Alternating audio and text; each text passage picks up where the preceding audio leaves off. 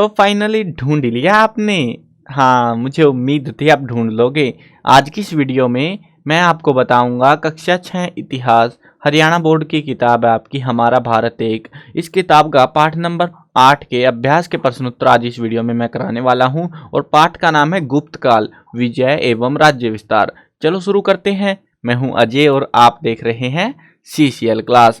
अब यहाँ पे जो है वीडियो की स्टार्टिंग में आपको बता देता हूँ, आपको ये जो बुक है हमारा भारत एक, इस पूरी किताब का सॉल्यूशन मिल जाएगा, लिखा हुआ भी, वीडियोस भी, जिसके अंदर मैं आपको हर एक चैप्टर के explanation, notes, question answer, important question, MCQs, ये सारी चीज़ों की वीडियोस भी और रिटर्न में प्रोवाइड कराने वाला हूँ। सो लिंक आपको डिस्क्रिप्शन में मिल जाएंगे। और अगर आपको जो है विजिट आउट करना है, गूगल पे सर्च कर लेना cclchapter.com, वैसे तो लिंक डिस्क्रिप्शन में दे दूंगा। कुछ स्टूडेंट्स को फिर भी डाउट रहता भाई डिस्क्रिप्शन की तरह तुम्हारा मिलता ही नहीं है, तो सिंपल सी साइट है और भी काफ़ी सारे जो बुक्स है उनका सॉल्यूशन मिल जाएगा आपको cclchapter.com। ठीक है, गूगल पे सर्च मारना मिल जाएगी आपको।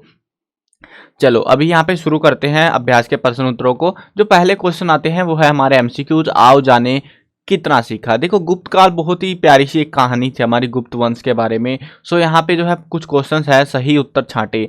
पहला प्रश्न है, शक खालिस्तान के रहने वाले थे, यानी कि शक जो जाति थी, जो लोग थे वो कहाँ के रहने वाले थे, ये हमसे पूछना चाह रहे हैं। पश्चिमी चीन के थे, मध्य एशिया, ईरान, या कहीं के भी नहीं थे, तो कहाँ के थे वो? मध्य एशिया के लोग थे वो, जो कि भारत आए थे, राज करा, फिर आगे चलता गया उनका सिस्टम। चलो अगला जो प्रश्न है वो है, चंद्रगुप्त प्रथम ने खालिस्तान से विवाह करके अपनी राजनीतिक स्थिति को सुदृढ़ किया। यानी कि चंद्रगुप्त प्रथम ने क्या करा था, ऐसे लड़ाई झगड़ों से निपटारे के लिए एक जो है दूसरे राजवंश की जो लड़की थी उनसे विवाह करा था। सो उसका नाम, जो किससे विवाह करा था, खालिस्तान से विवाह करा, किससे करा था वो विवाह? कुमार देवी, पट्टी महादेवी, कुबेर नागा, प्रभावती। तो किससे करा था? कुमार देवी से उन्होंने विवाह करा था। अगला प्रश्न है, स्कंदगुप्त ने सुदर्शन झील के तट पर खालिस्तान का मंदिर बनवाया। यानी कि सुदर्शन झील के तट पर जो किनारे पर किसका मंदिर बनवाया था उन्होंने?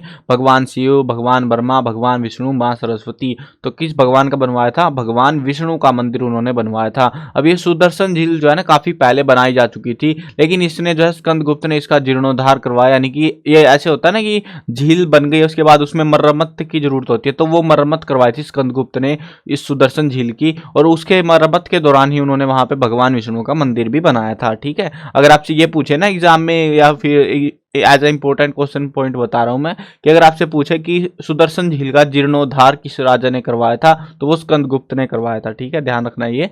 चलो आगे बढ़ते हैं। चंद्रगुप्त विक्रमादित्य के दरबार के प्रसिद्ध कवि खालिस्तान थे। यानी कि प्रसिद्ध कवि कौन थे उनके दरबार में? कालिदास, आर्यभट्ट, वाणभट्ट, वराहमिहिर। तो कौन सा था वो? कालिदास थे जो उनके दरबार में प्रसिद्ध कवि थे। चीनी यात्री फाइयान भारत में खालिस्तान ईस्वी तक रहा। 410 से 412, 399 से 414, 366 से 370, 310 से 322। तो कब से कब तक रहा? 399 से 414 ईस्वी तक वो यहाँ पे भारत में रहा था। और ये भाई इन्होंने क्या गड़बड़ कर दिया, मतलब इस चीज़ को है ना, मैं मतलब साइट पे ही लिख रखा है सारा कुछ मैंने, तो वहीं से मैं आपको पढ़ाता भी हूँ। देखो यहाँ पे एरर हो गई कुछ, यहाँ पे 3 पॉइंट लगना था और ये 4 होना था। ठीक है, ये छोटी मोटी एरर हो जाती है यहाँ पे, पता नहीं क्या मार्किंग के टाइम पे एरर आ ही जाती है। मतलब मैं लिखता सही हूँ, बाद में अपडेट करते टाइम अपने आप हो जाता है ये, तो इसका कुछ कर नहीं सकता मैं। तो वापिस मैं कोशिश करूंगा इसको फिक्स आउट कर दूंगा, लेकिन कोई दिक्कत नहीं है। चलो, रिक्त स्थानों की पूर्ति कीजिए। गुप्त वंश का संस्थापक खालिस्तान था। यानी कि गुप्त वंश के संस्थापक कौन था? चंद्रगुप्त प्रथम। खालिस्तान ने गुप्त संवत आरंभ किया, तो किसने किया था? चंद्रगुप्त प्रथम ने किया था। गुप्त वंश के शासक खालिस्तान ने हुणों को बुरी तरह से पराजित कर दिया, तो किसने करा था? स्कंदगुप्त ने करा था। स्कंदगुप्त ने खालिस्तान झील की मुरम्मत करवाई थी, तो कौन सी झील थी वो? सुदर्शन झील थी। देखो मैं बता भी रहा था ये चीज इंपॉर्टेंट पूछ सकते हैं, तो ये वही झील है। मतलब सेम क्वेश्चन है ये, किस राजा ने जो है कौन, मतलब ये पूछ लेंगे स्कंदगुप्त ने कौन सी झील की मरम्मत करवाई है, आपसे पूछ लेंगे सुदर्शन झील की मरम्मत किस राजा ने करवाई थी, उस झील के किनारे पर कौन सा मंदिर था। तो ये सिंपल सा एक ही बात है बस, कि झील कौन सी थी? सुदर्शन झील थी। राजा कौन सा था? स्कंदगुप्त था, और उन्होंने विष्णु का मंदिर भी वहां पे बनवाया था। तो ये 2-3 पॉइंट है छोटे छोटे से, लेकिन क्वेश्चन आ सकते हैं, चांसेस है, इसीलिए बता रहा हूं आपको। अगला प्रश्न देखते हैं, उचित मिलान करो। भाई तुक्के भिड़ाने, बैठ के तुक्के भिड़ाते हैं। चलो, हूण, कालिदास, आर्यभट्ट, फाइयान, चंद्रगुप्त द्वितीय। इधर की साइड में है हमारे पास ये, देखो यहाँ पे कुछ चीजें आप आसानी से पहचान भी सकते हो। जैसे फाइयान था, एक विदेशी यात्री था, है ना। तो जो कि चीन से आया था। हम कुछ कुछ चीज़ें जो है इसमें इजीली पहचान सकते हैं। इधर की साइड देखते हैं, चीनी यात्री, महान वैज्ञानिक, महान संस्कृत नाटककार, सकारी, मध्य एशिया। ठीक है, जो जो हमें इजीली मिलेंगे वो हम पहचानते चलेंगे। देखो हम शुरुआत में एमसीक्यूज टाइप में जो क्वेश्चन थे उनके अंदर देख के आए थे कि हूण जो है मध्य एशिया के लोग थे, है ना। ठीक है, हमें मिल गए। अब जो है उसके बाद अगर हम देखें तो फाइयान एक चीनी यात्री था, ये हम मिला सकते, मतलब मैं वो चीज़ें मिला के दिखाऊंगा वो जो आसान है। आर्यभट्ट, आर्यभट्ट का नाम सबने सुना होगा ना। तो आर्यभट्ट कौन थे? महान वैज्ञानिक थे, इन्होंने जीरो की खोज करी थी। इन्होंने बहुत सारी उपलब्धि, इन्होंने बताया था पृथ्वी गोल है, इतने टाइम में घूमती है, सूर्य का चक्कर इतने में लगा, बहुत सारी चीज़ें इन्होंने डिस्कवर करी थी, उस टाइम पे बताई थी लोगों को। और उसके बाद में जो है भारत ने इनके उपलक्ष्य में जो है आर्यभट्ट नाम की एक सैटेलाइट भी लॉन्च करी थी। तो काफ़ी सारे जो चीज़ें हैं वो आर्यभट्ट के नाम पे हुई है। सो ये काफ़ी फेमस बंदे रहे हैं उस टाइम के, और बाद में सैटेलाइट वैटेलाइट में आज भी हम इनको याद करते हैं इस चीज़ की वजह से। चलो, ये हमें 3 चीज़ें तो बहुत आसान है ना। कालिदास, कालिदास क्या थे?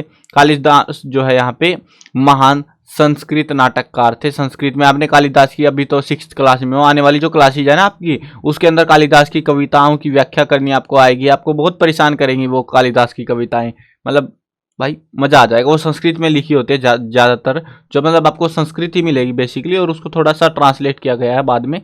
तो वो चीज़ है। अब यहाँ पे 2 चीज़ें बच गई हमारे पास, नहीं एक ही बची है यार, सारा तो हो गया हमारा। चंद्रगुप्त द्वितीय, ये तो हमें आसानी से कर सकते हैं। स्कारी, स्कारी का मेरे को ध्यान नहीं है अभी फिलहाल के लिए क्या चीज़ थी स्कारी।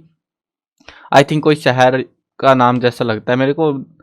चलो देखते हैं, वो मतलब चैप्टर में पढ़ाया होगा तब, मेरे को अभी काफ़ी दिनों के बाद वीडियो बना रहा हूँ। मतलब मैंने चैप्टर तो ऑलरेडी करा दिया था, बट वीडियो जो है ना अभ्यास के प्रश्न उत्तर कई दिनों के बाद बना रहा हूँ, क्योंकि बीच में त्यौहार आ गए थे, तो उस वजह से बीच में यार फैमिली को भी टाइम देना पड़ता है। चलो आगे बढ़ते हैं, और यहाँ पे भी वही कांड हो रखा है, 1 2 3, 3 2 का 4। ठीक है, चलो कोई ना, देखो इसको 4 कर लो बस, बाकी सब सही है। ये 2, ये हमारा 3, इसको फिक्स कर दूंगा।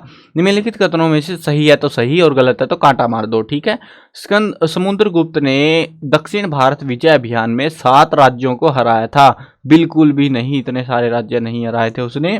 तो चंद्रगुप्त प्रथम ने कुमारगुप्त को अपना उत्तराधिकारी बनाया। बिल्कुल ऐसा कुछ भी नहीं हुआ था। स्कंदगुप्त ने हुणों को पराजित करने के बाद भीतरी गांव में विष्णु स्तंभ बनवाया था। बिल्कुल सही बात है।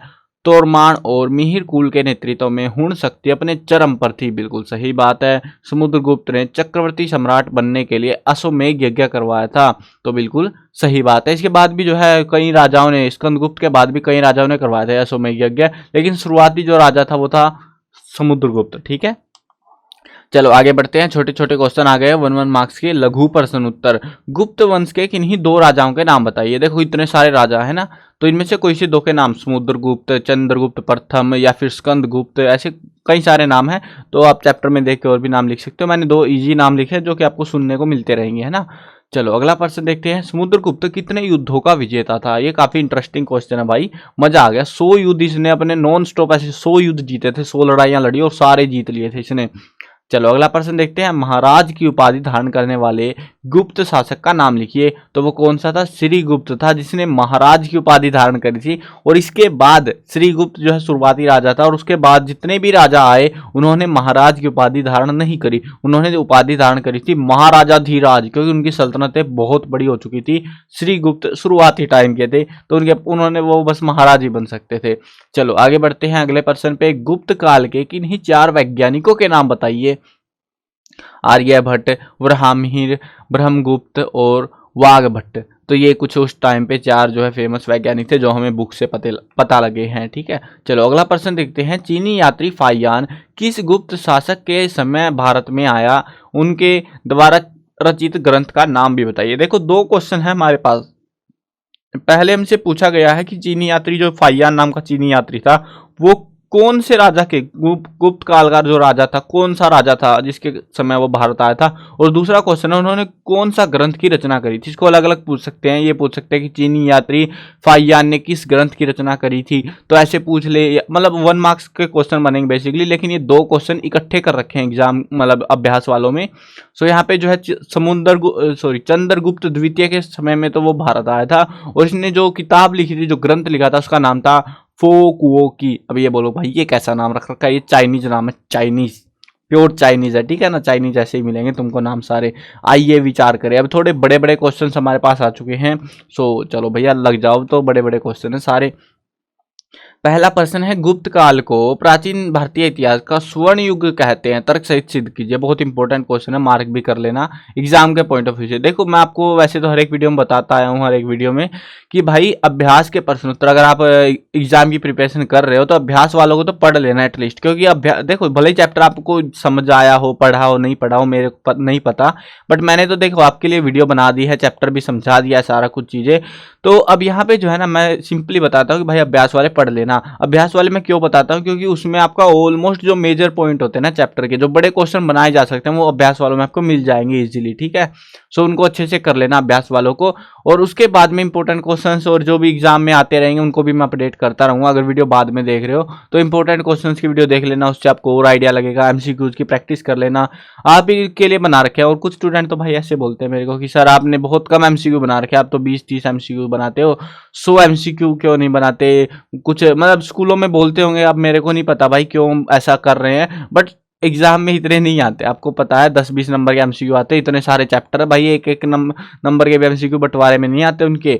तो और वैसे ही जो होता है क्वेश्चंस के अंदर, क्वेश्चन भी कुछ कुछ लिमिटेड क्वेश्चंस होते हैं जो कि मैंने इंपॉर्टेंट क्वेश्चन में डाल देता हूँ, इनमें से कुछ हटा देता हूँ जो कि, और जैसे जैसे एग्जाम होते रहेंगे ना, मतलब 2-4 साल बीत जाएंगे एग्जाम होते हुए, उसके बाद आपको भी लिटरली एक एक दो दो तीन तीन क्वेश्चन मिलेंगे चैप्टर से, बस इंपॉर्टेंट के नाम पे। अभी फिलहाल जो है क्योंकि एग्जाम हुआ नहीं है, एग्जाम होगा तो हमें भी पता लग जाएगा कैसे क्या रहेगा। सो ये क्वेश्चन काफी इंपॉर्टेंट है, इसीलिए मैं बता रहा हूँ। स्वर्ण युग का जो है ऐसे क्वेश्चन जो है मैंने जनरली देखा है कि एग्जाम में पूछ लेते हैं वो, सो उसी के बेसिस पे अभी तो मैं आपको गाइड कर रहा हूँ। चलो ठीक है, ये अच्छे से याद कर लेना, आसान भी है। अब ये जैसे मैंने पॉइंट बना रखे हैं, पॉइंट बनाना बहुत इंपॉर्टेंट है, पॉइंट बनाना बिल्कुल मत भूलना, क्योंकि पॉइंटों के ही नंबर मिलते हैं। अगर मान लो ये 5 नंबर का आ गया, 5 पॉइंट बनाओ, छुट्टी। और हमने कितने बना रखे, 2, 4 और 6 पॉइंट, 1 पॉइंट छोड़ भी सकते हो जो बड़ा लगे आपको। चलो देखते हैं इसको स्वर्ण युग कहते क्यों थे वैसे। गुप्त शासकों ने साम्राज्य को विकास की ऊंचाइयों तक पहुंचा दिया, संपूर्ण भारत को एकता के सूत्र में बांध दिया, तो ये जो है एक कारण था। पूरे भारत में शांति और खुशहाली थी, विदेशों से भारत के अच्छे संबंध थे। इस काल में भारतीय संस्कृति का विदेशों में प्रसार भी हुआ, कृषक और साधारण जनता बहुत खुश थी, अपराध भी कम थे। उस समय कला और संस्कृति के क्षेत्रों में भी अभूतपूर्व उन्नति हुई। तो ये ऐसे बहुत सारे कारण थे जिसकी वजह से हम स्वर्ण युग इसको कहते हैं। अब स्वर्ण युग का मतलब क्या होता है अगर आप समझोगे, मतलब वो सुनहरा समय, वो सुनहरा समय, वो सबसे अच्छा समय था गुप्त काल का।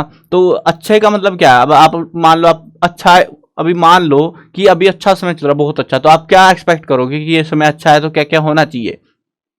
चारों तरफ शांति होनी चाहिए, खुशहाल होनी चाहिए, हर कोई खुश होना चाहिए ना, वही चीजें तो होनी चाहिए, और भारत का नाम दूर दूर तक होना चाहिए, बस यही चाहिए होता है, वही उस टाइम पे था। चलो अगले प्रश्न पे आते हैं। अगला प्रश्न है, चंद्रगुप्त द्वितीय की उपलब्धियों का मूल्यांकन करें। यानी कि यहाँ पे हमें बताना है चंद्रगुप्त द्वितीय ने क्या क्या जो है छीना या राजाओं को हराया, जो भी कुछ करा, किस किस को तबाह करा, जो भी चीजें करी, तो वो जो उपलब्धियां उसने, उसके लिए तो उपलब्धियां थी ना, दूसरे हार रहे तो हारते रहो भाई, अब वो कमजोर है तो चंद्रगुप्त द्वितीय ने काफी सारी उपलब्धियां इस मामले में करी थी, युद्ध लड़े थे, युद्धों का जिक्र कह सकते हो एक तरीके से, तो वो चीजें हमें यहाँ पे बतानी है। देखो चंद्रगुप्त द्वितीय ने मालवा, गुजरात और काठियावाड़ क्षेत्रों में शक और कुषाणों का दमन कर दिया। बंगाल में कुछ सामंत और सरदारों ने विद्रोह कर दिया था। चंद्रगुप्त द्वितीय के लिए यह असहनीय था, इसीलिए उन्होंने बंगाल पर आक्रमण करके विद्रोही सरदारों का दमन कर दिया। दमन करने का मतलब ऐसा नहीं है कि आप सोचो भाई जाके चुप हो जा, फालतू मत बोल जियो, ऐसे नहीं होता। वहां पे दमन का मतलब होता मार काट उड़ा दो भैया, वो गायब हो गया, वो बंदा, वो सरदार जो थे वो गायब हो गए, वो जो विद्रोही सरदार जो विद्रोह कर रहे थे ना, वहां पे जो नेता थे उनके, उनको गायब कर दिया जाता है बेसिकली, और पता नहीं लगता क्या हुआ उनके साथ में, रहस्यमय तरीके से गायब हो जाते हैं वो। चंद्रगुप्त द्वितीय ने सिंधु नदी के आसपास के क्षेत्रों में फैली वाहलिक जाति को पराजित कर दिया। यह 7 शाखाओं में फैली एक विदेशी जाति थी। उसने इनका दमन करके पंजाब के क्षेत्र पर अपना कब्जा कर लिया। उसके समय में गुप्त साम्राज्य की सीमाएं उत्तर में हिमालय से लेकर दक्षिण में नर्मदा नदी तक और पूर्व में ब्रह्मपुत्र नदी से पश्चिम में अरब सागर तक फैली हुई थी। ये जो है शायद बुक में मैप भी दे रखा है, उससे आप इजीली समझ सकते हो। काफी बड़ा साम्राज्य विस्तार हो चुका था, बेसिकली पूरे भारत पे था लगभग, और बाहर के देशों में भी। उसने अपने साम्राज्य को सुदृढ़ और शक्तिशाली बनाने के लिए शक्तिशाली राज्यों के साथ वैवाहिक संबंध स्थापित किए। उसने स्वयं नाग वंश की राजकुमारी कुबेर नागा के साथ विवाह किया था। तो ये कुछ उपलब्धियां उन्होंने करी थी, मतलब कि बेसिकली कुछ राजाओं को या विद्रोहियों को उन्होंने हराया और अपने साम्राज्य को दूर दूर तक उन्होंने फैलाया था। तो वही चीजें होती हैं, उन्हीं को कहते हैं हम उपलब्धियां। ठीक है, चलो अगला जो क्वेश्चन है वो है हमारे पास, हुण कौन थे? गुप्त काल में हुणों के आक्रमणों का वर्णन कीजिए। ये इंपॉर्टेंट क्वेश्चन हो सकता है आपके लिए, ध्यान रखना थोड़ा सा। तो हुण कौन थे और गुप्त काल में हुणों के आक्रमण का वर्णन हमें करना है। अब हुण जो है मध्य एशिया के बर्बर लोग थे। बर्बर होते हैं आदिवासी लोग जो जंगलों में ऐसे भटकते रहते हैं, ऐसे जो है तंबू लगा के कहीं कहीं पे रहते हैं ना, झुंड से टाइप में, तो वो लोग उनको कहते हैं बर्बर लोग। तो वो मध्य एशिया के लोग थे। उन्होंने स्कंदगुप्त के शासन काल में गुप्त साम्राज्य पर आक्रमण कर दिया, परंतु स्कंदगुप्त ने हुणों को बुरी तरह से पराजित करके भगा दिया। बस ये हुआ था गुप्त काल में हुणों के आक्रमण का नतीजा। अगला प्रश्न है, गुप्त साम्राज्य के पतन के 4 कारणों का वर्णन कीजिए। बहुत सारे कारण हो सकते थे, बट हमने 4 बताने थे तो 4 हमने बता दिए हैं। इंपॉर्टेंट क्वेश्चन है, मार्क कर लेना। इसीलिए मैं बताता हूँ, देखो अभ्यास वाले कर लोगे ना, आपको बाहर से मिलेगा नहीं, बहुत कम चांसेस होते हैं कि बाहर से मिले क्वेश्चन, तो अभ्यास वाले जरूर से कर लिया करो। चलो देखते हैं 4 कारण हमको बताने। पहला है कमजोर उत्तराधिकारी। स्कंदगुप्त की मृत्यु के बाद सभी गुप्त वंश के जो उत्तराधिकारी थे निर्बल सिद्ध हुए, कमजोर साबित हुए, और उन्होंने उनसे विशाल साम्राज्य का संचालन सही नहीं हो सका। मतलब कि वो उसको जो उनके पिताओं ने दादाओं ने अर्जित कर रखा था, जो साम्राज्य पे कब्जा कर रखा था, वो भी उसको संभाल नहीं पाए। आंतरिक कलह। गुप्त वंश के उत्तराधिकारियों में स्कंदगुप्त के बाद गद्दी पर बैठने के लिए आपसी झगड़े लगातार बढ़ने लगे। एक दूसरे को दुर्बल करने का प्रयास किया जाने लगा, मतलब भाइयों के आपस में लड़ाइयां बच गई बेसिकली, और जिसकी वजह से बर्बाद हो गए ये लोग।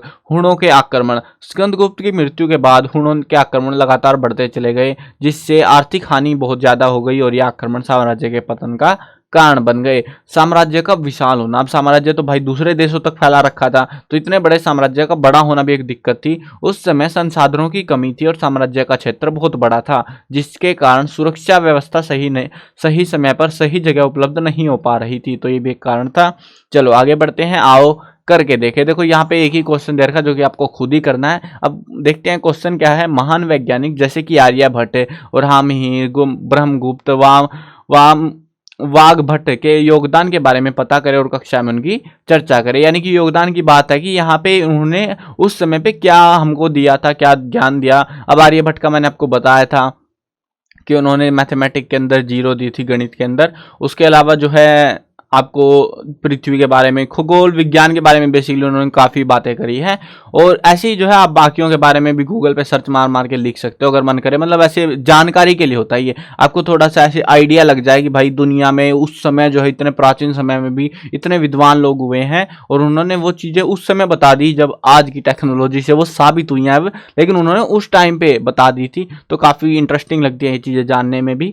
सो वो चीज़ें जो है बस इसीलिए जो है यहाँ पे आओ करके देखे वाला पोर्शन दिया होता है। बाकी इस वाले पोर्शन से एग्जाम में क्वेश्चंस नहीं आते, ठीक है। चलो इसीलिए मैंने यहाँ पे लिख दिया छात्र स्वयं प्रयास करें, क्योंकि भाई आप ही को करना है वो चीज़। आपका मन करे तो ढूंढ लेना गूगल पे, नहीं मन कर रहा छोड़ो यार, अब सबका अपना अपना इंटरेस्ट होता है ना। चलो मिलते हैं नई वीडियो में। आई होप आपको क्वेश्चन आंसर समझ आ गए होंगे।